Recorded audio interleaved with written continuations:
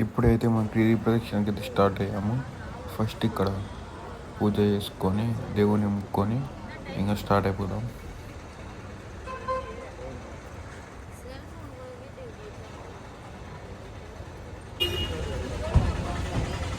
ఓం నమ శివాయ.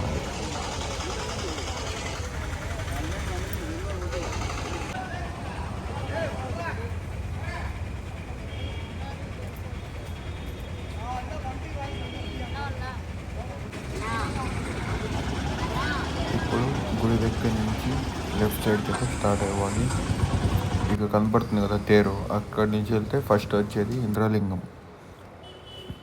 ఇంద్రలింగం నుంచి స్టార్ట్ అయ్యి ముందుకెళ్తే వినాయకుడిది గుడి వస్తుంది ఒకటి చిన్నది. వినాయకుడి దగ్గర నుంచి చూసినా మనకు మెయిన్ పెద్ద గుడి అయితే కనపడుతుంది. ఇక్కడి నుంచైనా స్టార్ట్ చేయొచ్చు, అక్కడి నుంచైనా స్టార్ట్ చేయొచ్చు.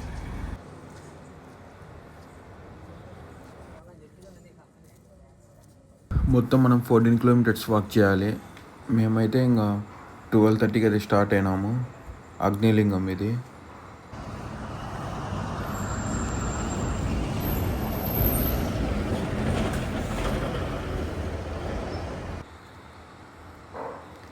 యమలింగం. ప్రతి గుడికైతే ఇంకా లాక్ వేసేసి ఉంటారు. మనమైతే బయట నుంచి ముక్కొని వెళ్ళిపోవాలి.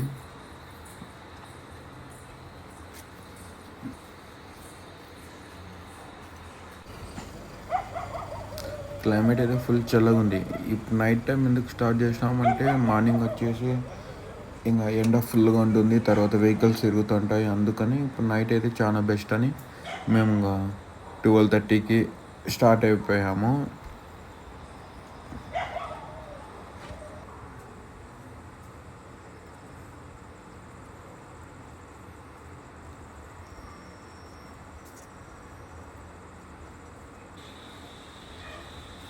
నైరుతిలింగం.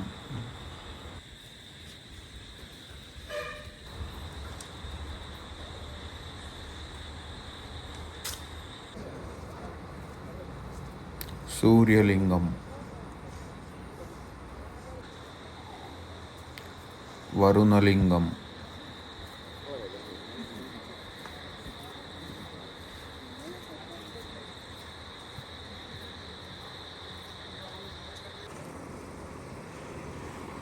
వాయులింగం.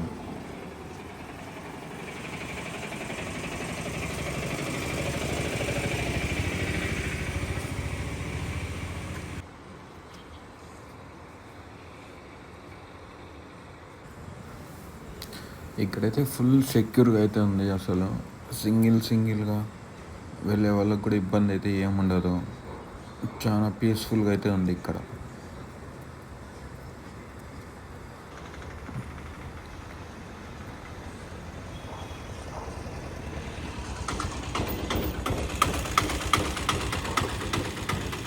ఇక్కడ నుంచి గిరి ప్రదక్షిణ చేయాలనుకునే వాళ్ళు ఆటో కూడా చేయొచ్చు. ఆటోలో కూడా.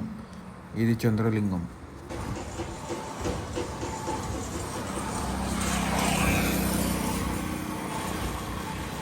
ఇక్కడైతే వాటర్కి, కాఫీలకి, టీలకి ఇబ్బంది అయితే ఏం లేదు అసలు.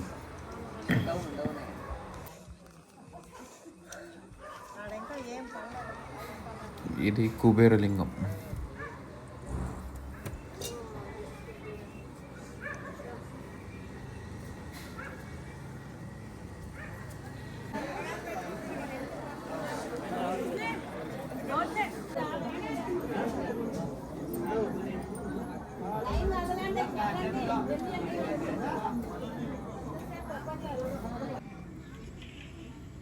ఈశాన్యలింగం.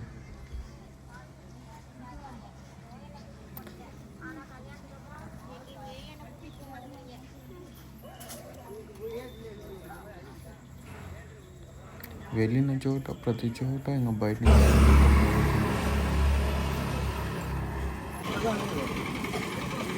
ఫైనల్లీ 5:30కి అయితే వచ్చేసినాం.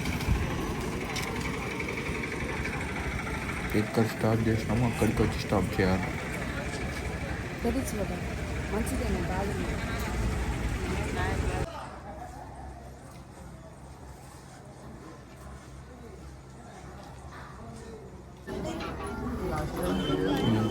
వచ్చినాక 5:30కి టెంపుల్ ఓపెన్ అంట. అప్పటి వరకు అక్కడ ఉన్నాయి. ఫైనల్లీ దర్శనం అయితే 1 అవర్లో కంప్లీట్ అయిపోయింది.